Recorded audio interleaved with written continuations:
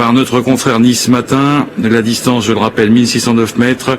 La plus belle épreuve du calendrier azuréen qui nous est proposée ici, avec les concurrents qui vont s'affronter. Donc ici, je rappelle que l'arrivée sera située au deuxième poteau, car la ligne droite est plus longue sur cette distance. Regardez à l'extérieur le numéro 8, Annamix.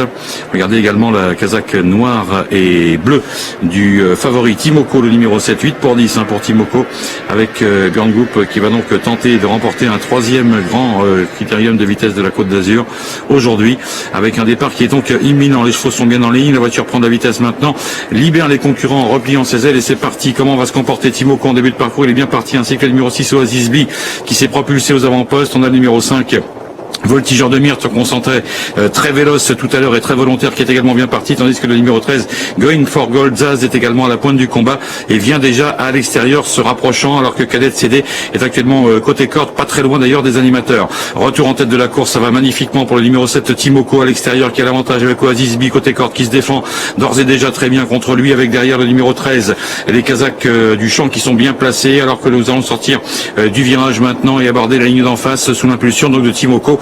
Timoko qui place une nouvelle accélération pour se porter en tête de course, mais Going for Gold, Zaz, le numéro 13, avec Dominique Lochneux qui se rapproche, fait malheureusement la faute à cet instant et c'en est donc terminé pour lui, alors que ça va très très bien pour le numéro 6 Oasis B, qui pour l'instant est juste derrière le favori, le grandissime favori Timoko, qui a la course parfaitement en main. On voit le numéro 5, alors que le 13 a été disqualifié, qui vient juste derrière avec Pasias Lest, le numéro 4 qui est un petit peu plus loin, et c'est dans cet ordre que nous abordons déjà le bout de la ligne d'en face maintenant, avec un Timoko pour l'instant impérial en tête de course, qui a l'avantage.